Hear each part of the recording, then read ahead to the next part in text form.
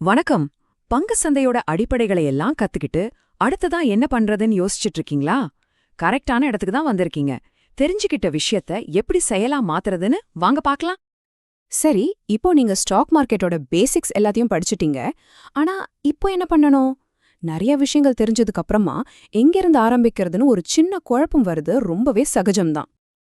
உங்ககிட்ட இப்போ அறிவு இருக்கு, அதுல சந்தேகமே இல்ல. ஆனா அந்த தியரி அறிவை வச்சுக்கிட்டு மார்க்கெட்ல நம்பிக்கையா ஒரு முடிவெடுக்கிறது இருக்கே, அதுதான் உண்மையான சவால். இந்த தியரிக்கும் பிராக்டிக்கலுக்கும் நடுவுல இருக்கிற பெரிய கேப்ப எப்படி நிரப்புறதுன்னு தான் இப்ப நாம பார்க்க போறோம்.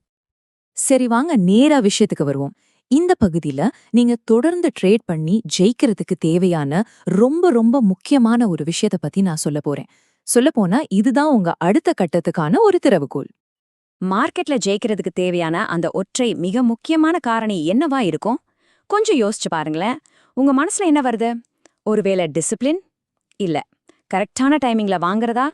பெரும்பாலும் நம்ம எல்லாரும் என்ன நினைப்போம்னா, risk management, discipline, market timing, இல்லனா நிறைய தகவல் தெரிஞ்சு வச்சுக்கிறது, இதுதான் வெற்றிக்கான ரகசியம்னு நினைப்போம்.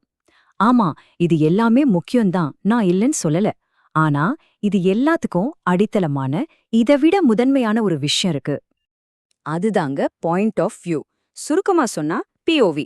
ஒரு ஸ்டாக் இல்லனா இண்டெக்ஸ் எந்த திசையில போகும்னு ஒரு கண்ணோட்டத்தை உருவாக்குறது தான் இது. நீங்க எந்த ஒரு ட்ரேட் பண்றதுக்கு முன்னாடியும், ஏன் அந்த பை பட்டன் அழுத்துறத பத்தி யோசிக்கிறதுக்கு முன்னாடி கூட செய்ய வேண்டிய முதல் படி இதுதான்.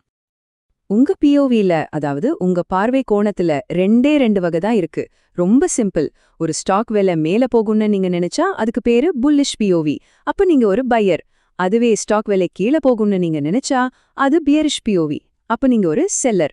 இந்த ரெண்டுல ஏதாவது ஒரு தெளிவான பார்வை இல்லாம நீங்க மார்க்கெட்ல அடுத்த அடியே எடுத்து வைக்க முடியாது. அடுத்த பகுதிக்கு போலாம். சரி, இந்த பிஓவிவை எப்படி உருவாக்குறது? இது ஒன்னும் மந்திரம் இல்ல.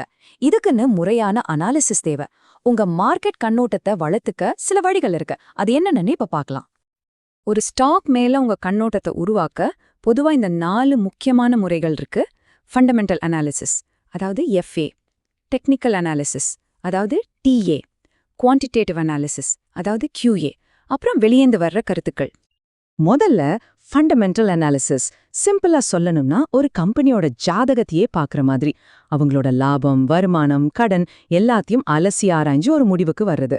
உதாரணத்துக்கு, இந்த கம்பெனியோட காலாண்டு ரிசல்ட் ரொம்ப நல்லா வந்திருக்கு, அதனால இந்த ஸ்டாக்கை வாங்கலாம். இதுதான் எஃப்ஏ அடிப்படையான ஒரு பிஓவி. ரெண்டாவது டெக்னிக்கல் அனாலிசிஸ். இதுல நாம கம்பெனியோட ஃபண்டமெண்டல்ஸை பார்க்க மாட்டோம். முழுக்க முழுக்க சார்ட்ஸ், இண்டிகேட்டர்ஸ், பேட்டர்ன்ஸ் இதையெல்லாம் வச்சு முடிவெடுப்போம். உதாரணமா, சார்ட்ல மேக்டி இண்டிகேட்டர் புல்லிஷ் சிக்னல் காட்டுது, சோ ஸ்டாக்கை வாங்கலாம். இது குறுகிய கால ட்ரேடர்களுக்கான ஒரு பார்வை. மூணாவது குவான்டிடேட்டிவ் அனாலிசிஸ். இது கொஞ்சம் அட்வான்ஸ்ட். இதுல பெரிய பெரிய டேட்டாவை வச்சு மேத்ஸ், ஸ்டாட்டிஸ்டிக்ஸ் இதையெல்லாம் பயன்படுத்தி ஒரு முடிவுக்கு வருவாங்க. உதாரணமா, ஸ்டாக்கோட பிஇ ரேஷியோ அதோட சராசரியை விட ரொம்ப அதிகமா இருக்கு. ஸ்டாட்டிஸ்டிக்ஸ் படி இது மறுபடியும் சராசரிக்கு திரும்ப வாய்ப்பு இருக்கு, அதனால இப்போதைக்கு இதை விற்கிறது நல்லது. இது முழுக்க முழுக்க டேட்டா ட்ரிவன் பார்வை. இப்போ ஒரு ரொம்ப ரொம்ப முக்கியமான எச்சரிக்கை, இது ரொம்ப அவசியம். உங்க பிஓவி, அதாவது உங்க பார்வை கோணம், எப்பவுமே உங்க சொந்த அனாலிசிஸ்ல இருந்து தான் வரணும். டிவி நியூஸ்ல சொன்னாங்க, ஃப்ரெண்ட் சொன்னா, வாட்ஸ்அப்ல டிப்ஸ் வந்துச்சுன்னு தயவு செஞ்சு எந்த ட்ரேடும் பண்ணாதீங்க. ஏன்னா லாபம் வந்தா சந்தோஷம், ஆனா நஷ்டம் வந்தா அந்த வலி உங்களுக்கு மட்டும்தான். சரி, ஒரு சூப்பரான பிஓவிய உருவாக்கிட்டீங்க. அதோட வேலை முடிஞ்சுதா? இல்லவே இல்ல. இது பாதி கிணறு தாண்டுன மாதிரி தான். அடுத்த மிக முக்கியமான படி, உங்க கண்ணோட்டத்துக்கு ஏத்த மாதிரி சரியான ட்ரேடிங் கருவிய, அதாவது இன்ஸ்ட்ருமெண்ட்டை தேர்ந்தெடுக்கிறது.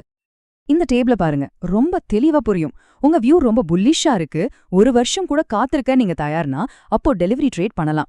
இல்ல குறுகிய காலத்துல, அதாவது ஒரு வாரத்திலேயே விலை ஏறும்னு உறுதியா நம்புனீங்கன்னா நீங்க ஃபியூச்சர்ஸை தேர்ந்தெடுக்கலாம். அதுவும் இல்ல, ஒரு குறிப்பிட்ட ஈவெண்ட்டை வச்சு குறைஞ்ச ரிஸ்க்ல ட்ரேட் பண்ணணும்னு நினைச்சா ஆப்ஷன்ஸ் உங்களுக்கு ஒரு சரியான தேர்வா இருக்கும். வாங்க, இதுவரைக்கும் நாம தனித்தனியா பார்த்த எல்லாத்தையும் ஒன்னா சேர்த்து வெற்றிக்கான ஒரு சிம்பிள் ரெசிபியா மாத்தலாம். இதை நீங்க எப்பவும் ஞாபகத்துல வச்சுக்கணும். இதுதான் அந்த மேஜிக் ஃபார்முலா. நல்ல ரிசர்ச் பண்ணி உருவாக்குன ஒரு பாயிண்ட் ஆஃப் வியூ, அதோட அதை செயல்படுத்த சரியான ட்ரேடிங் இன்ஸ்ட்ருமெண்ட், இந்த ரெண்டும் கரெக்டா சேர்ந்தா அதுதான் மார்க்கெட்ல ஜெயிக்கிறதுக்கான ஒரு பெர்ஃபெக்ட் ரெசிபி. இந்த ஒரு விஷயத்த மட்டும் நீங்க சரியா செஞ்சாலே பாதி வெற்றி உங்க பக்கம்தான். அப்போ உங்களோட கத்துக்கிற பயணம் இப்படிதான் இருக்கணும். முதல் படி, உங்க பிஓவிய உருவாக்குறதுல எக்ஸ்பர்ட் ஆகுங்க. அதுக்கு ஃபண்டமெண்டல், டெக்னிக்கல் அனாலிசிஸ் இரண்டையும் நல்லா கத்துக்கோங்க. 2வது படி, ஃபியூச்சர்ஸ் மற்றும் ஆப்ஷன்ஸ் பத்தி கத்துக்கிட்டு உங்க வியூக்கேத்த சரியான இன்ஸ்ட்ருமெண்ட்டை தேர்ந்தெடுக்க பழகுங்க. கடைசி மற்றும் 3வது படி, ரிஸ்க் மேனேஜ்மெண்ட் டெக்னிக்ஸை பயன்படுத்தி உங்க ட்ரேடிங்க இன்னும் மெருகேத்துங்க. இப்போ வெற்றிக்கான செய்முறை, அந்த ரெசிபி உங்க கையில இருக்கு. இந்த அறிவை வச்சுக்கிட்டு மார்க்கெட்ல நீங்க என்ன உருவாக்க போறீங்க, உங்க அடுத்த ஆட்டம் எப்படி இருக்க போகுது, யோசிச்சு செயல்படுங்க. வாழ்த்துக்கள்.